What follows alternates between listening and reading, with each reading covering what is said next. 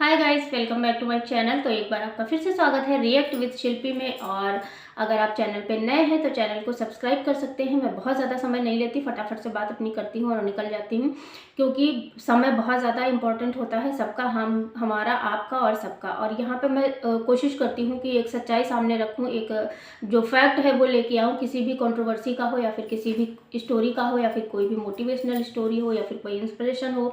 कुछ भी नॉलेजेबल चीज़ें आपको इस चैनल पे मिल जाएंगी, तो आप चैनल को सब्सक्राइब कर सकते हैं। अगर आप इंटरेस्टेड हैं देन इट्स ओके, कोई बात नहीं। तो चलिए आज का शुरू करते हैं। जो रिएक्ट है हमारा, रिएक्ट विद शिल्पी में। तो आज हम बात करेंगे एक बार फिर से सैफ अली और करीना खान के जो है मुद्दे पे। और आज का मुद्दा जो है बहुत ज़्यादा गर्माहट पकड़ चुका है, क्योंकि बहुत ज़्यादा ट्रेंडिंग पे चल रहा है, तो इसी पे बात करना ज़रूरी समझती हूँ मैं। और आप लोगों ने इस वीडियो को बहुत ज़्यादा प्यार दिया, उसके लिए तहे दिल से शुक्रिया। तो चलिए शुरू करते हैं। तो आज का जो मुद्दा है वो, एक तो बात ये है कि वो जो पेशकश जिसने हमला किया था वो पकड़ा गया है। अभी जो है अब ये नहीं कंफर्म है कि भाई ज़बरदस्ती पकड़ा गया है या फिर पैसे खिला के पकड़ा गया है, क्योंकि कुछ जनता ये भी बोल रही है कि मतलब पता नहीं सच है या फिर झूठ है। दूसरी बात ये है कि वो बांग्लादेशी है। तीसरी बात ये है कि वो मुस्लिम है, ठीक है। और उसका नाम कुछ शहनाज करके है, जो कि अभी पकड़ा गया है।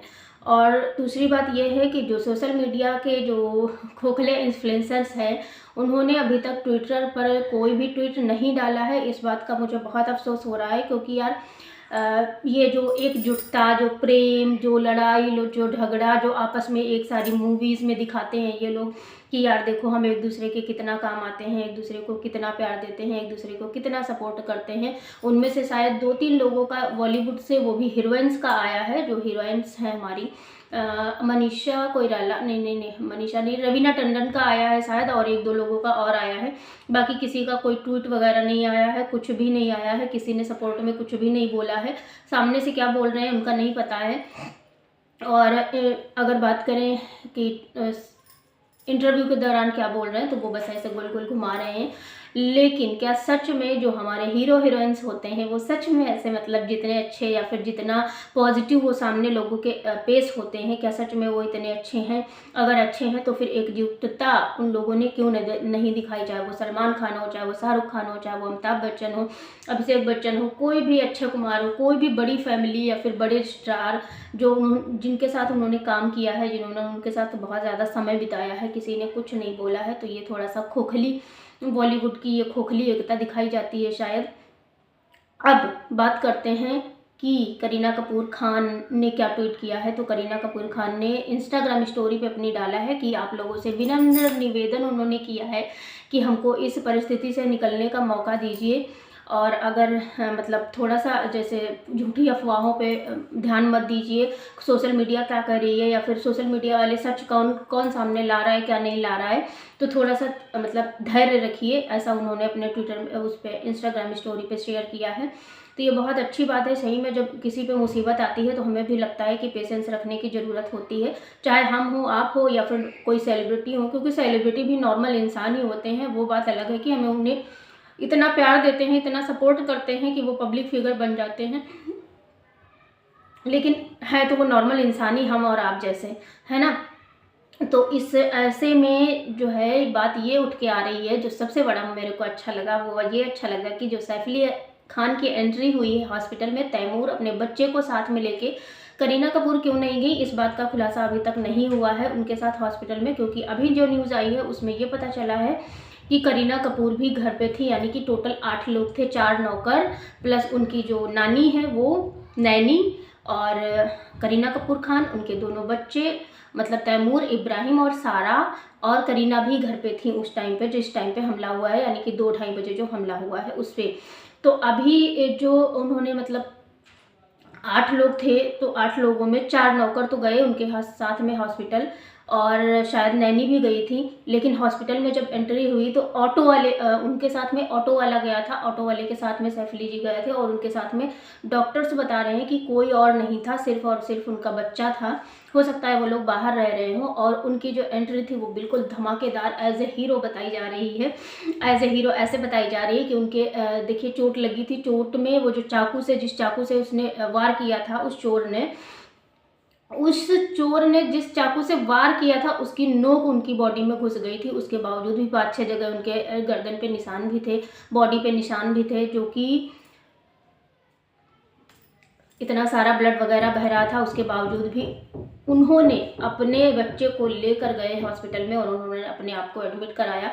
और जो फर्स्ट डॉक्टर थे जिन्होंने उनका फर्स्ट 1 घंटे में दौरान इलाज किया था, जिनके ऑब्जर्वेशन में उनको रखा गया था, उन्होंने ये ऐसा इंटरव्यू दिया। तो अच्छा लगा देख के कि चलो मतलब रियल हीरो, कहीं तो रियल हीरो के जैसे काम किया। और अच्छी बात है कि भाई ऐसे ही काम करते रहिए। लेकिन मुद्दा ये उठता है कि करीना कपूर खान हॉस्पिटल क्यों नहीं गई, पता नहीं क्या था रीज़न। वो तो सारी चीज़ें आएंगी जब सामने पता चलेगा, लोगों को समझ में आएगा, या फिर उनको जब समझ में आएगा तब वो जनता को इस बात का जवाब जरूर देंगी, मैं ऐसी आशा रखती हूँ। तो फिलहाल के लिए मेरा एक सवाल और है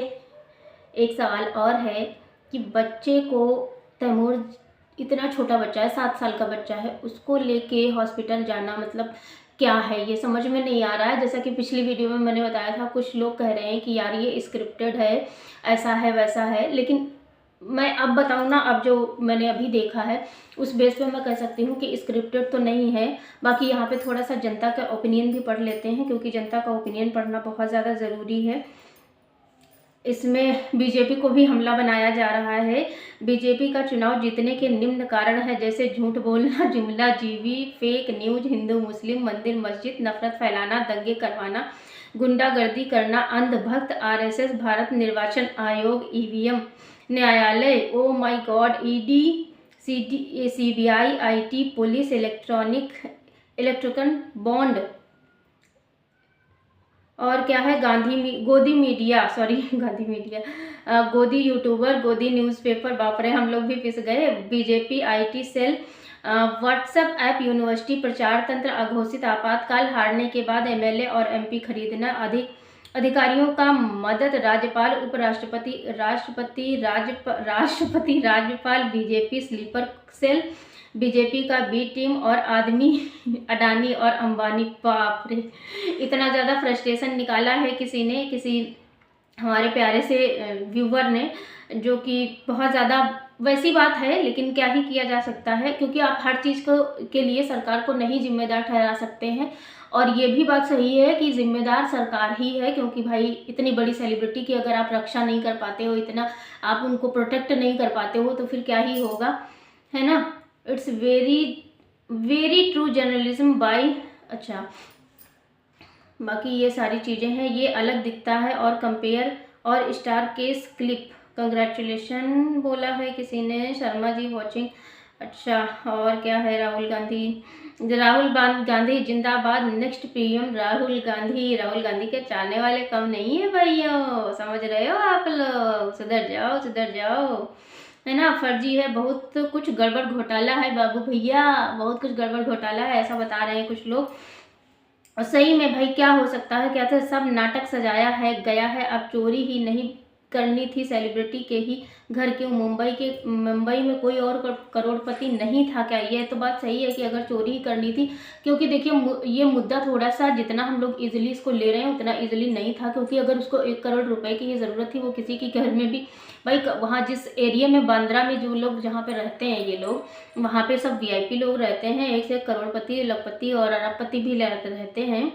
तो ऐसा कुछ नहीं कहा जा सकता है कि क्या है मतलब एक्चुअली में क्या है। वो तो सारी चीज़ें, पूरा केस क्लियर हो जाएगा तभी समझ में आएगा, या फिर बहुत सारी चीज़ें भैया हाइड कर दी जाती हैं, समझ रहे हैं। हा नॉट टॉक।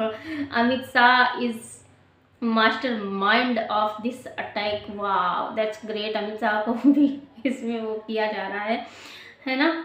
लेकिन ऐसा कुछ नहीं होता है यार, देखो हर कोई अपने देश का, अपनी दुनिया का, मतलब मेरा ऐसा ओपिनियन है, मतलब अपना या फिर अपने पर। एक बात बताओ, अगर आप परिवार के मुखिया हो, सिर्फ एक सवाल मेरा आप लोगों से है, और इसी के साथ में मैं अभी आपका जो है वीडियो को विराम दूंगी, कि क्या अगर आप अपने घर के मुखिया हैं तो आप अपने किसी भी बच्चे से लेके बड़े तक, और बड़े से लेके किसी बूढ़े तक, और बूढ़े से लेके बच्चे तक, किसी का भी भला मतलब सोचने से अवॉइड कर सकते हैं, या फिर आप किसी का बुरा सोच सकते हैं।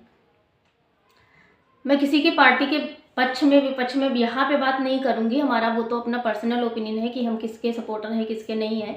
लेकिन एक सवाल आप लोगों से है कि क्या सच में मतलब आप ऐसे कर सकते हैं कि अगर आप किसी घर की मुखिया की बात कर रही हूँ मैं, अगर आप घर के मुखिया हैं और आपके सामने बहुत सारी सिचुएशन है, बहुत सारी प्रॉब्लम है और बहुत सारी चीज़ें हैं जहाँ पे आप किसी एक का या फिर किसी एक बच्चे का या फिर किसी एक बड़े का या फिर किसी बूढ़े का, किसी का भी हितैषी बनने से अपने आप को रोक पाएंगे। आप सबसे पहले अपने, तो उसी तरह से मेरा मानना है कि जो पॉलिटिशियन होते हैं, माना कि वो अपनी जेबें भरते हैं, ये बात तो मुझे पता है बहुत अच्छे से, वो अपना भला सोचते हैं, लेकिन ये भी है कि वो अपने देश दुनिया का नाम, देश जो है, देश या फिर अपना घर जो बोलते हैं, मुखिया जो होता है वो हमेशा भला ही चाहता है। अब रियलिटी क्या होती है आई डोंट नो, क्योंकि मैं कोई पॉलिटिशियन नहीं हूँ भाई, मैं नॉर्मल एक हाउसवाइफ हूँ और मैं अपना ओपिनियन रखती हूँ यहाँ पे। तो अगर आज का वीडियो आप लोगों को पसंद आया हो तो आप लोग चैनल को सब्सक्राइब कर सकते हैं, अदरवाइज़ कोई बात नहीं। मिलते हैं हम आपको नेक्स्ट ब्लॉग में, sorry next video reaction video के साथ में। तब तक के लिए bye bye, take care, thanks for watching, जय श्री राम, राधे राधे।